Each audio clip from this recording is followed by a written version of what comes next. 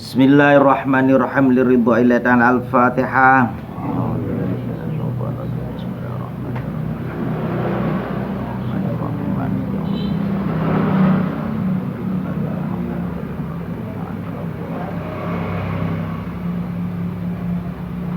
Alhamdulillahi rabbil alamin.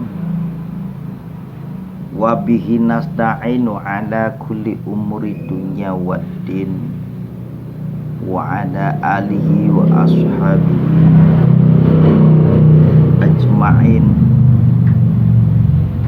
Allahumma sholli wa sallim wa barik ala man ismuhu Sayyiduna Muhammadur Rasulullah sallallahu alaihi wasallam.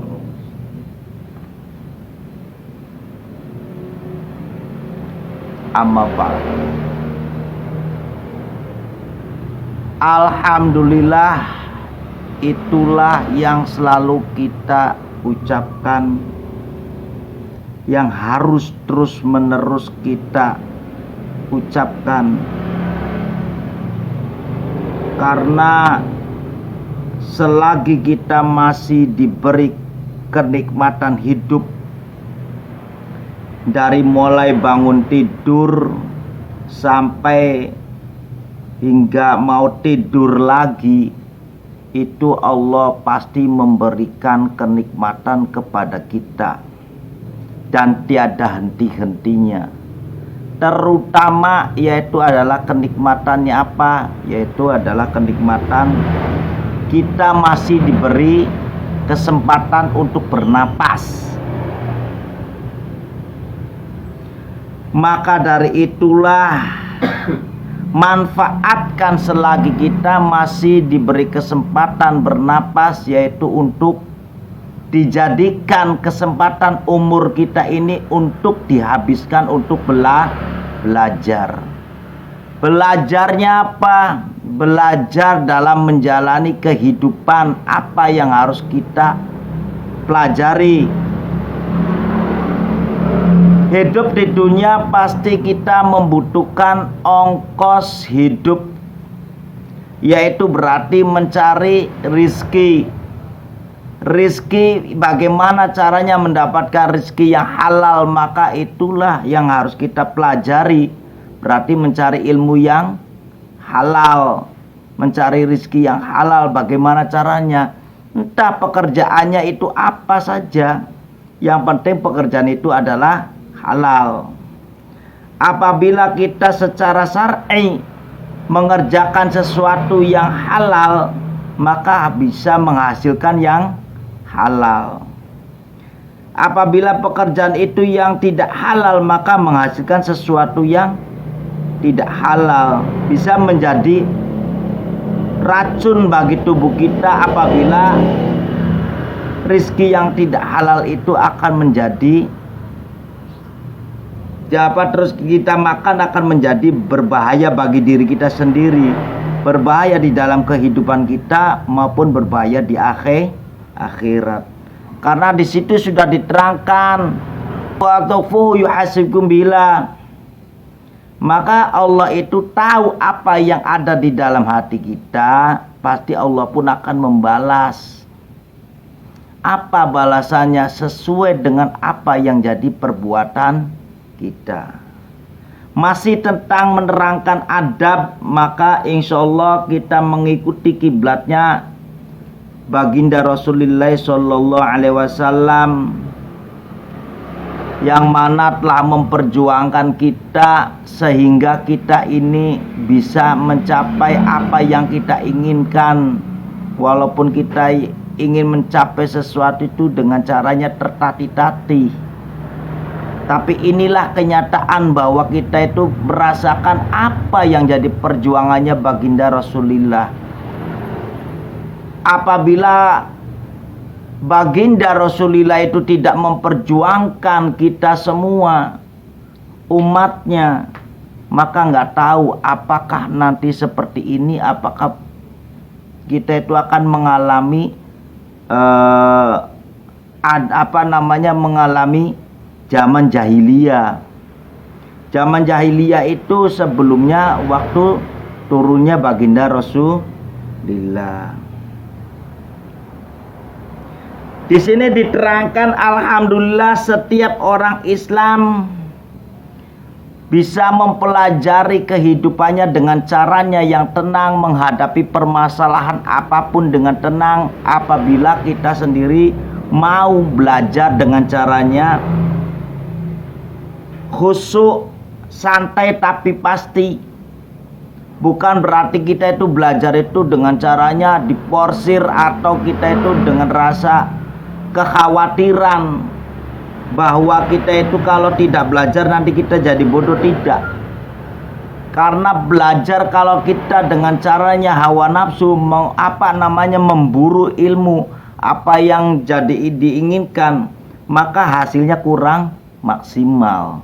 Tapi kalau belajar dengan caranya kita santai mencintai pelajaran itu, sesulit apapun pelajaran itu, maka akan menjadi mudah. Kenapa jadi mudah? Karena kita mencintai pelajaran itu dengan caranya yaitu dipakai ilmu adabnya. Karena ilmu adab itulah yang akan bisa merubah semuanya, bisa merubah segala-galanya.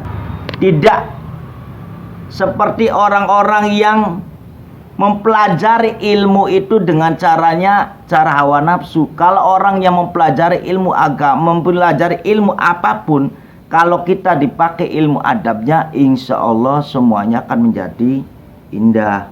Karena pelajaran apapun kalau kita memakai adab, maka ilmu apa yang kita pelajari itu akan cepat kita pahami. Maka disitulah perlu kekhusyuan atau perlu yang namanya kita itu dalam waktu satu hari itu perlu fokus. Bukan berarti kita setiap hari itu fokus full, tapi ada waktunya untuk mempelajari kekhususan itu sendiri. Karena Allah sudah menjanjikan apabila ada orang yang mau khusus kepada saya, maka Allah pun akan memberikan imbalan yang khusus lagi. Itu. Kenapa bisa demikian? Karena Allah itu tahu dari segala apa yang orang lakukan. Sebelum dikatakan pun Allah pun tahu. Jangankan ke kita, ke bab yang ghaibnya aja pasti Allah itu tahu. Karena apa? Karena yang ghaib dan yang nyata ini diciptakan oleh Allah. Rahasia apapun Allah pasti tahu, walaupun orang itu belum menjadikan kenyataan apa yang jadi pembicaraan di dalam hatinya atau niat di hatinya. Tanpa diucapkan pun Allah itu pasti tahu. Karena disitulah Allah itu sifatnya Sami'ul Basir. Lau khasya'a qalbuhu la khasya'at jawarihuhu.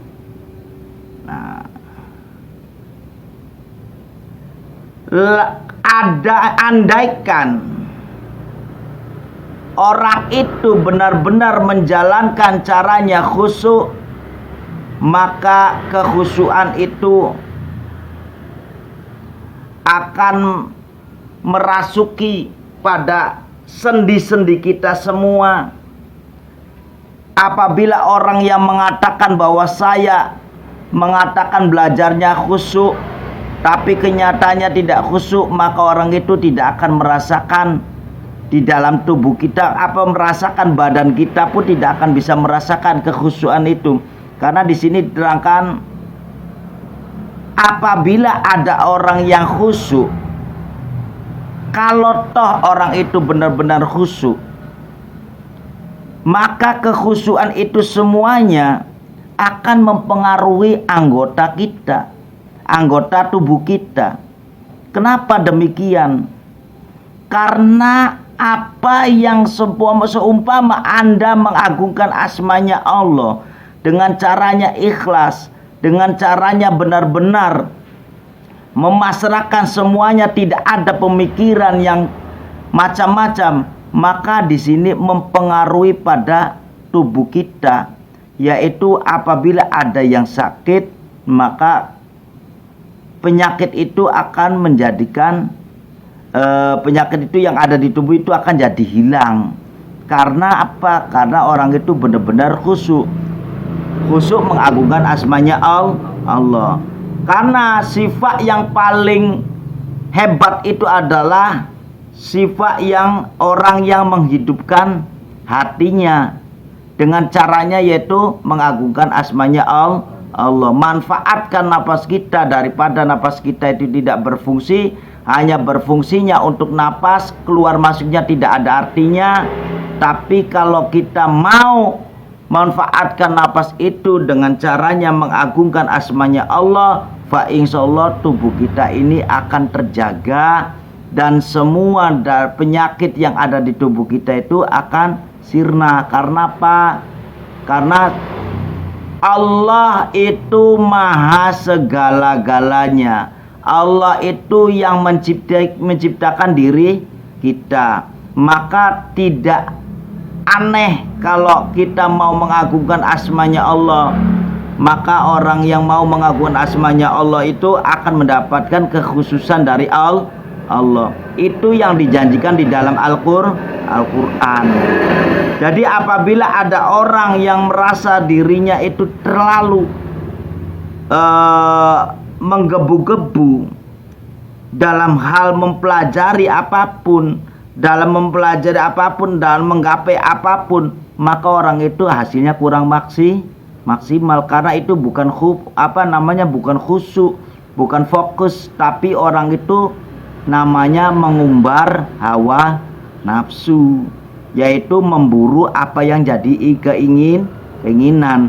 Tapi kalau dengan caranya santai tapi pasti, adabnya dipakai, fa insyaallah semuanya akan menjadi indah. Contoh, apabila kita itu memakai adabnya dan kita itu khusyuk, kita selalu mengagungkan asmanya Allah, di mana ada sesuatu yang negatif, maka negatif itu akan hancur.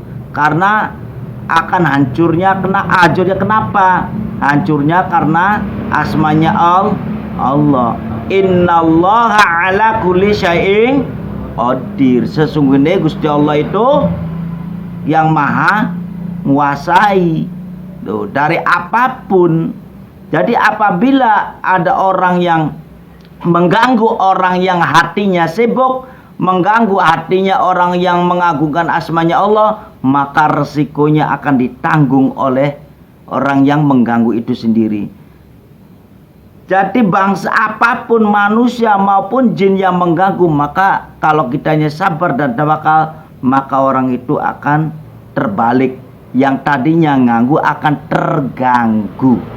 Karena apa? Yang akan membalas itu bukan kita, tapi Allah. Karena Allah akan jadi cemburu apabila kekasihnya, orang yang mengagungkan asmanya itu diganggu dan hatinya resah, akhirnya jarang-jarang nyebutkan lagi, maka Allah pun akan jadi marah. Marah kepada siapa? Marah kepada orang yang zalim, marah kepada orang yang mengganggunya. Itu yang akan terjadi.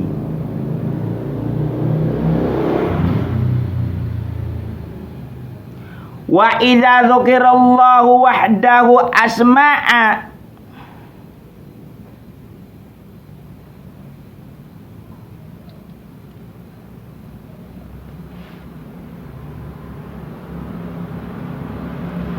Zat qulubul ladzina la yu'minuna bil akhirati wa idza dzukiral ladzina min dunihi idza hum yastabsyirun. Wa idza dzukira, dan apabila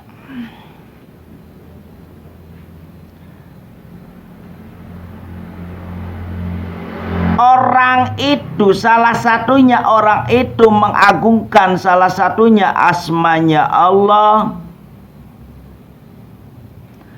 terus ada yang merasa orang itu muak atau merasa terganggu, atau kita sendiri Apabila ada orang yang menyebutkan asmanya Allah, terus hati kita ini seperti cemas, muak,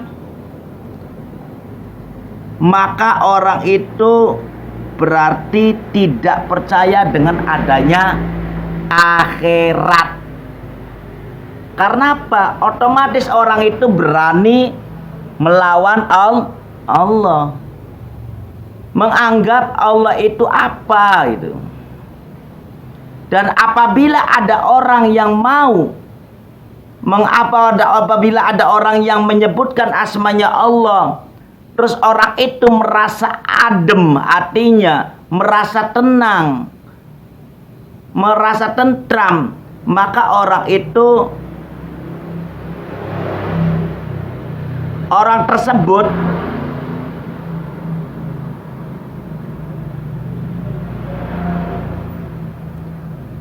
terus menerima apakah yang jadi ucapan orang yang menyebutkan asmanya Allah, nerima hatinya dan merasa puas, maka orang tersebut adalah orang-orang yang diberi kenikmatan oleh Allah.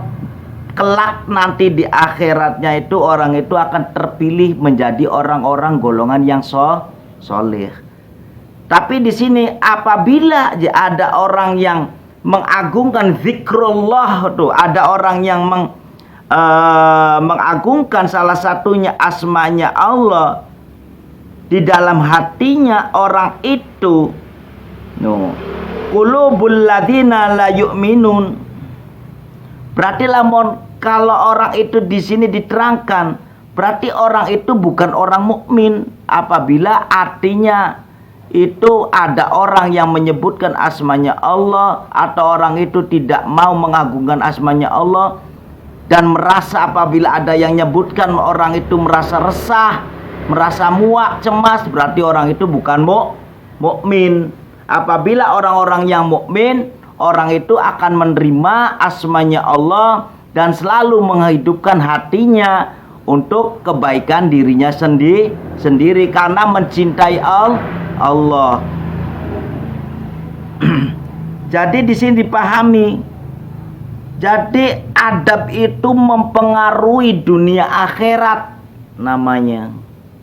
Karena adab itu kalau benar-benar kita pakai untuk mempelajari ilmu agama, maka orang tersebut akan mendapatkan keistimewaan dalam menjalani kehidupan dunia akhirat. Karena otomatis apapun yang lagi dipelajari, apapun yang sedang dijalani, orang itu akan mendapatkan ketenangan. Contoh, kalau orang yang mempunyai adab, maka orang-orang yang mempunyai adab itu adalah orang-orang yang sukses di dunia.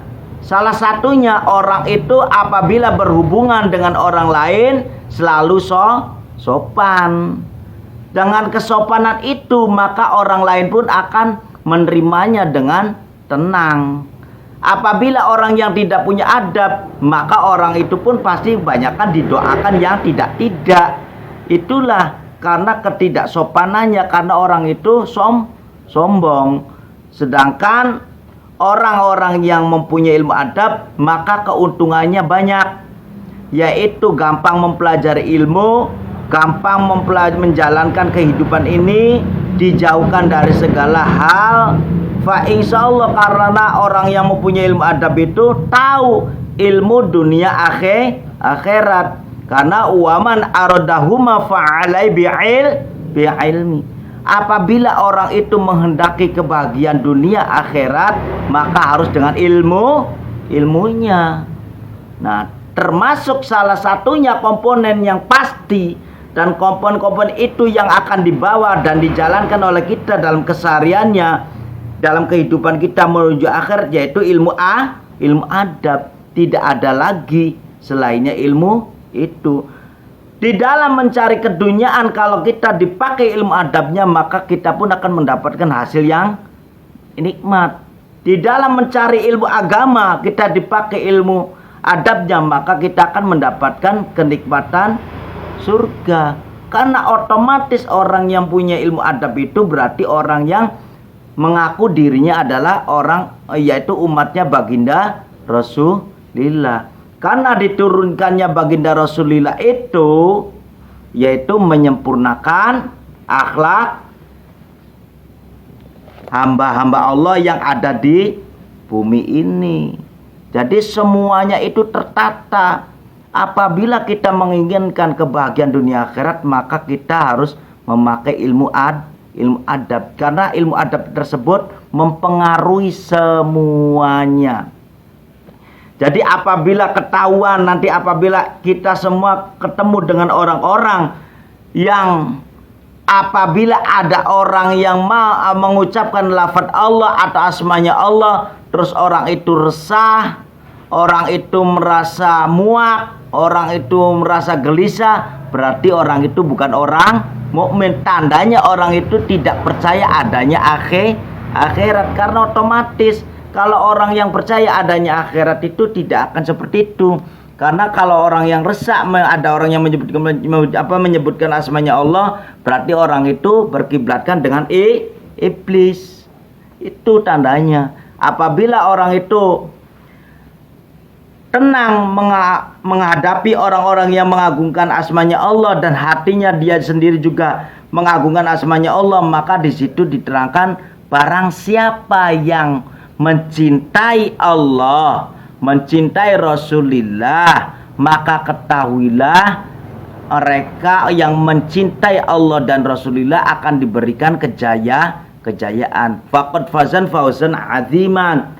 Itu otomatis orang tersebut akan diberi kejayaan yang agung. Fa insyaallah mugi-mugi saja kita semua adalah umatnya baginda Rasulullah Shallallahu Alaihi Wasallam yang mengikuti jejaknya. Setidak-tidaknya kita bisa menyampaikan tentang agama Islam. Kenapa? Karena kita kalau memberitahukan sesuatu yang baik itu tidak ada ruginya. Kenapa? Karena kita itu tidak dibayar oleh manusia. Jadi apabila ada orang yang diajak dalam satu hal kebaikan dan tidak mau, ya kita tidak rugi, tapi kita malah bati. Ngajaknya saja kita sudah dapat pahala, apalagi orang yang diajaknya mau mengikuti apa yang jadi ngajakan kita. Apabila orang itu yang diajak tidak mau melaksanakan, ya tidak masalah, karena kita itu tidak dibayar oleh manusia, dibayar oleh Allah berupa pahala. Dan itulah yang akan menjadi bekal. Sodakoh yang terbaik adalah sodakoh ilmu agama. Apabila kita mempunyai bacaan alhamdulillah, sampaikan alhamdulillah. Apabila kita hanya bisa mempunyai pengetahuan bismillah, maka sampaikanlah basmalahnya itu sendiri. Insya Allah setiap orang yang mau mengajak kebaikan maka akan mendapatkan hasil yang luar biasa dari Allah.